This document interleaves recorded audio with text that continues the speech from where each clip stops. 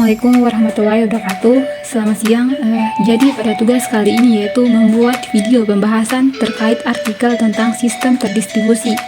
Artikel yang saya akan bahas yaitu berjudul Membangun Sistem Komputasi Terdistribusi dengan Pemrograman C++. Baik, langsung saja pada materi pertama yaitu sistem komputasi terdistribusi, di mana pada sistem client server dengan server tunggal, server akan memiliki beban yang semakin berat jika semakin banyak aplikasi yang ada di server dan semakin banyak klien yang merequest aplikasi-aplikasi tersebut.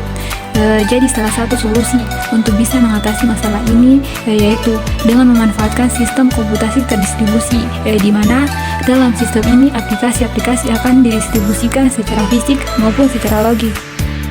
Untuk membangun aplikasi komputasi terdistribusi ini, maka kita memerlukan suatu kerangka yang bisa mendukung integrasi dari beberapa aplikasi.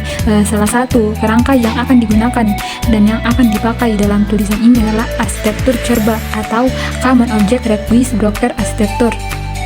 Selanjutnya yaitu arsitektur CORBA.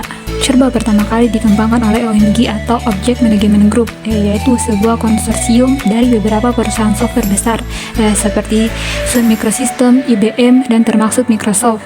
Walaupun pada akhirnya Microsoft membuat sebuah arsitektur sendiri yang diberi nama DCOM atau Dynamic Common Object Model. Adapun komponen utama CORBA yaitu yang pertama ORB atau Object Request Broker, di mana ini merupakan jalan raya objek-objek untuk bisa saling berkomunikasi. Kemudian ada COS atau Common Object Service, di mana ini merupakan layanan-layanan yang bisa dipakai untuk berkomunikasi antar objek tersebut. Kemudian ada CORBA fasilitas yang merupakan fasilitas-fasilitas yang bisa digunakan oleh objek-objek yang dibangun, dan objek application yang merupakan objek-objek yang instan untuk dapat langsung digunakan oleh programmer. 4 komponen tersebut ada di tataran konsep, sedangkan untuk membangun aplikasi real berbasis CORBA yang dibutuhkan adalah sebuah komponen yang disebut IDL atau Interface Definition Language. Selanjutnya yaitu IDL atau Interface Definition Language, di mana IDL adalah bukan suatu bahasa pemrograman. IDL hanya bahasa untuk mendeklarasikan atau mendefinisikan interface yang akan digunakan. IDL adalah bagian paling utama yang harus dikembangkan ketika pertama kali akan mengembangkan sistem komputasi terdistribusi berbasis CORBA. Selanjutnya yaitu teknik pemrograman C++ terdistribusi, di mana langkah-langkah teknik pemrograman C++ dengan menggunakan compiler Micro C++ adalah sebagai berikut.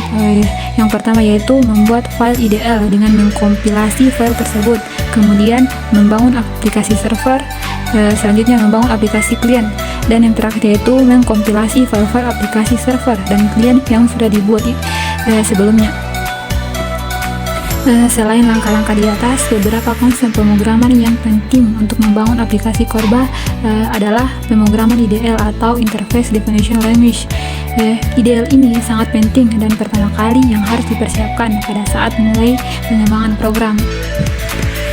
Selanjutnya yaitu kita masuk pada materi implementasi pemrograman C++ untuk komputasi terdistribusi.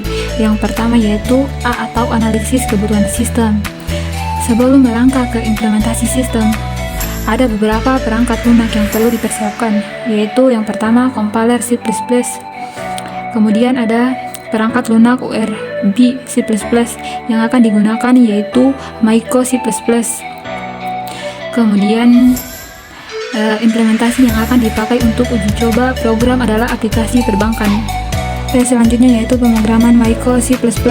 Sesuai dengan analisa kebutuhan sebelumnya, maka aplikasi yang akan dipakai adalah bank akun, di mana bank akun menawarkan 3 layanan, yaitu withdraw atau pengambilan sejumlah uang, deposit yaitu penyimpanan sejumlah uang, dan balance yaitu aplikasi bank untuk menghitung jumlah uang yang ada. Adapun langkah pertama adalah membuat file IDL. Kemudian file IDL ini disimpan dengan nama file akun IDL dan kemudian dikompilasi dengan compiler IDL yang ada di dalam Micro C++. Hasil kompilasi file tersebut akan menggenerate file akun H dan akun C. Dalam file-file itu memuat deklarasi kelas sebagai dasar kelas untuk implementasi objek akun. Untuk setiap layanan atau interface yang dideklarasikan di file IDL, maka IDL compiler akan menggenerate sebuah C++ class. Langkah selanjutnya adalah membangun aplikasi klien dan server. Agar kalian bisa memanggil aplikasi server, maka kalian harus tahu identitas server yang akan dipanggil. Kemudian langkah selanjutnya yaitu mengkompilasi program server dan klien yang sudah dibuat menjadi suatu objek. Kemudian langkah terakhir yaitu objek-objek yang sudah dibuat sebelumnya akan dikompilasi lagi untuk membuat sebuah program yang bisa dieksekusi. Kemudian yaitu pengujian. Program yang harus pertama kali dijalankan adalah kelas server, dan setelah itu baru bisa aplikasi klien. Untuk pengujian ini, hal yang pertama kali harus diperhatikan adalah koneksi dari klien ke server. Dalam hal ini, kemampuan untuk sebuah objek koneksi ke objek lain dan mampu melakukan interoperasi, atau dalam istilah lain disebut interoperabilitas. Interoperabilitas adalah kemampuan antara dua sistem atau lebih untuk bisa saling bertukar informasi dan menggunakan informasi tersebut. Selanjutnya yaitu menjalankan server, di mana server bisa dijalankan dengan memanggil kelas aplikasi server sesuai dengan perintah yang dimasukkan.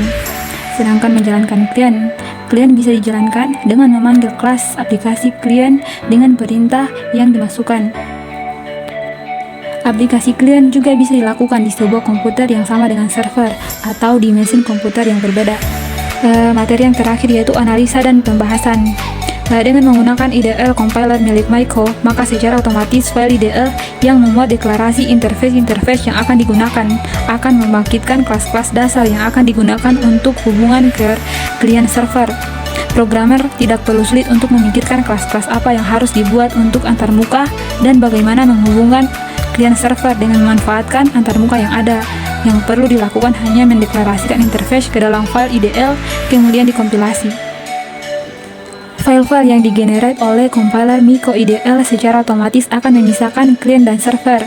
Bagian klien ini kemudian disebut klien stub, dan bagian untuk server disebut server skeleton. Kedua bagian ini merupakan kerangka yang akan digunakan arsitektur Corba untuk bisa mengintegrasikan semua objek yang dikembangkan. Pemrograman C++ memang cukup powerful untuk aplikasi klien server terdistribusi, namun di sisi klien interface-nya sederhana.